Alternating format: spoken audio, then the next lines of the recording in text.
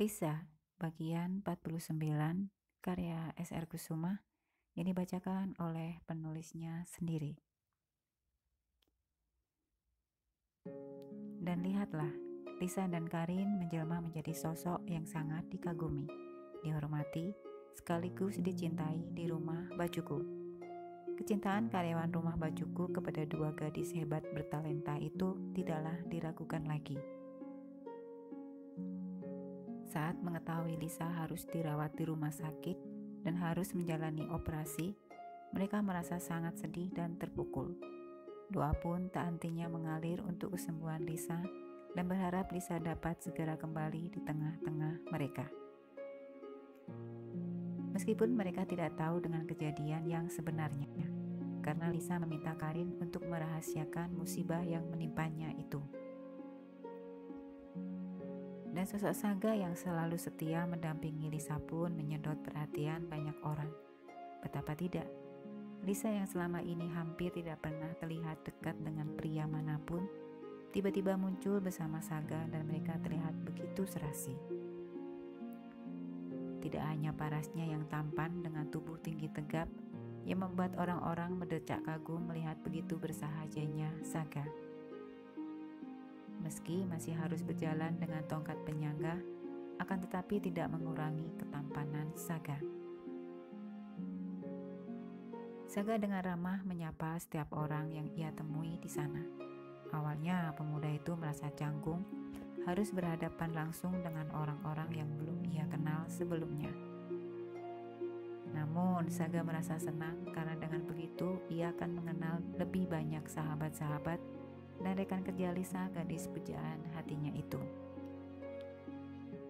Dan di antara sahabat-sahabat Lisa yang datang, terlihat seorang pemuda tampan berpakaian rapi. Ia terlihat sangat simpatik dan menawan siapa saja yang melihatnya, karena wajahnya yang rupawan hingga menjadi pusat perhatian kaum hawa sudah hal yang biasa baginya. Pemuda itu adalah Alvin Aldiano, pemilik pusat toko kain romansa, tekstil, dan tailor. Toko kain terbesar di kota ini yang memasok bahan kain ke rumah model selama ini. Alvin adalah pengusaha muda yang sukses. Kesuksesannya tidak hanya terlihat dari banyaknya toko kain miliknya yang tersebar di berbagai daerah. Tetapi romansa tekstil dan tailor juga mampu menguasai pasaran dan menyedot banyak pelanggan. Kain yang ditawarkan di romansa tekstil dan tailor pun sangat variatif, dari yang paling murah hingga termahal tersedia di sana. Lisa dan Alvin telah lama bekerja sama, karena selama ini Lisa lah yang menangani pasokan kain di rumah mode. Dan kedekatan mereka sudah menjadi rahasia umum di rumah mode. Sahabat-sahabat Lisa bahkan berpikir mereka memiliki hubungan spesial, mengingat Lisa dan Alvin sering melakukan pertemuan berdua saja untuk membicarakan mengenai pesanan kain untuk rumah mode. Hingga memunculkan kabar burung mereka berpacaran. Meski hingga kini baik Lisa maupun Alvin belum pernah mengklarifikasi mengenai kabar burung itu, tetapi kabar burung itu terus berhembus hingga kini. Terlebih sikap diam yang ditunjukkan Lisa menambah keyakinan sahabat-sahabat Lisa bahwa keduanya ada hubungan yang tidak biasa. Dan setiap kali Lisa ditanya perihal hubungannya dengan Alvin, Lisa selalu menolak untuk membicarakannya dan memilih untuk diam. Ia sangat menjaga privasinya dan kadang itu menjadi sangat menyebalkan bagi sahabat-sahabat Lisa. Sikap tertutup Lisa tak jarang menimbulkan dugaan-dugaan. Tapi meski begitu, mereka sangat menghargai dan menghormati privasi gadis yang tanggal 27 Maret berulang tahun yang ke-25 tahun itu. Perhatian Alvin terlihat jelas ketika hampir setiap hari ia selalu menyempatkan waktu untuk menanyakan kabar Lisa di rumah sakit.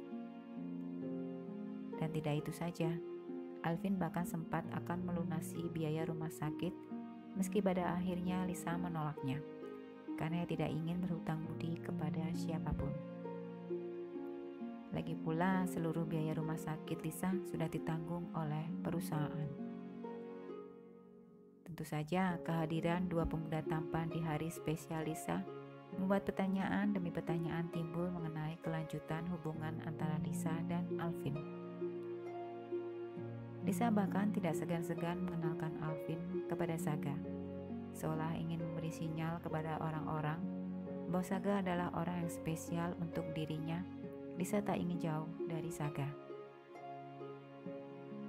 Lisa diperlakukan sangat istimewa hari itu karena kepulangan Lisa dari rumah sakit bertepatan dengan hari ulang tahunnya.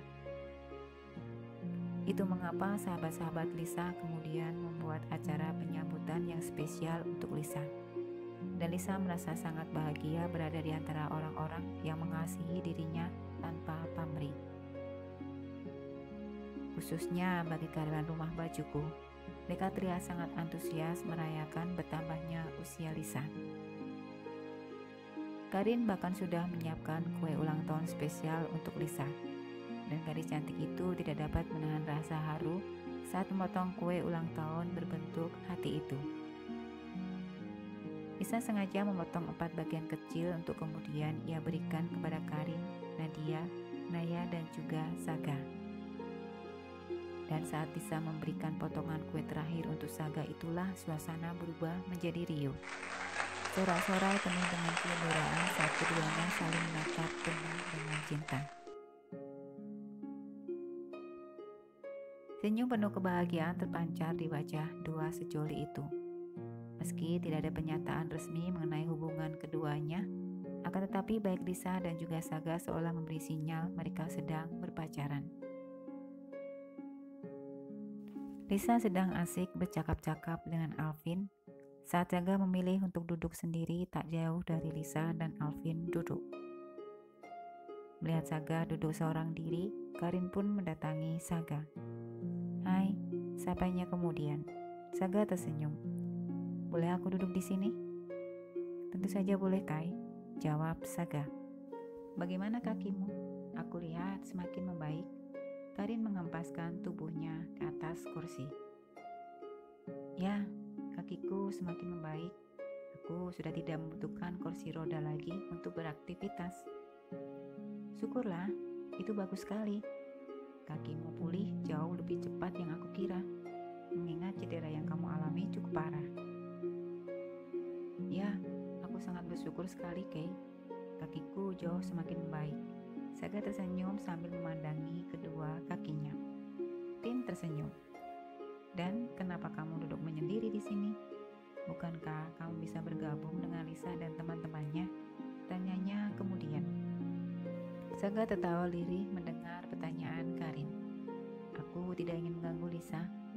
Biarlah ia menghabiskan waktunya bersama teman-temannya yang sudah menyempatkan diri datang ke rumah," ucap Saga.